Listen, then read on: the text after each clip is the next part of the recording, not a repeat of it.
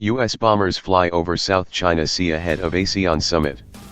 Two U.S. B-52 bombers have flown over the disputed South China Sea, in a move that could inflame tensions ahead of a key regional defense summit in Singapore where the U.S. and Chinese defense ministers are slated to meet. The two U.S. Air Force bombers departed from the Andersen Air Force Base in Guam as part of a routine training mission in the vicinity of the South China Sea, the Pacific Air Forces said in a statement on Thursday. Tuesday's operation was part of the U.S. Indo-Pacific Command's continuous bomber presence operations since March 2004, and was consistent with international law and a long-standing commitment to a free and open Indo-Pacific, it said. The mission, which is likely to draw Beijing's ire, was carried out while U.S. Defense Secretary James Mattis was visiting Vietnam before heading to Singapore on Thursday. There he will attend the annual Association of Southeast Asian Nations, Asean, defense ministers meeting, where he is expected to meet his Chinese counterpart Wei Fenghe. Mattis cancelled a proposed meeting with Wei in Beijing after a near collision between a U.S. and a Chinese warship last month. The U.S. later said the meeting was called off after Mattis was told that Wei was not available to meet him. But Randall Schreiber, the U.S. Assistant Secretary of Defense for Asian and Pacific Security Affairs, told reporters this week that Beijing had requested the Singapore meeting, signaling a potential upturn in military relations.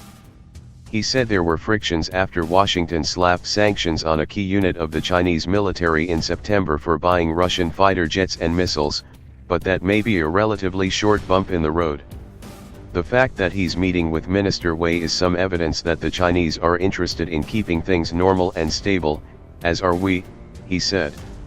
Our impression is that the Chinese military wants to keep things stable. But the latest U.S. operations in the South China Sea this week may anger Beijing.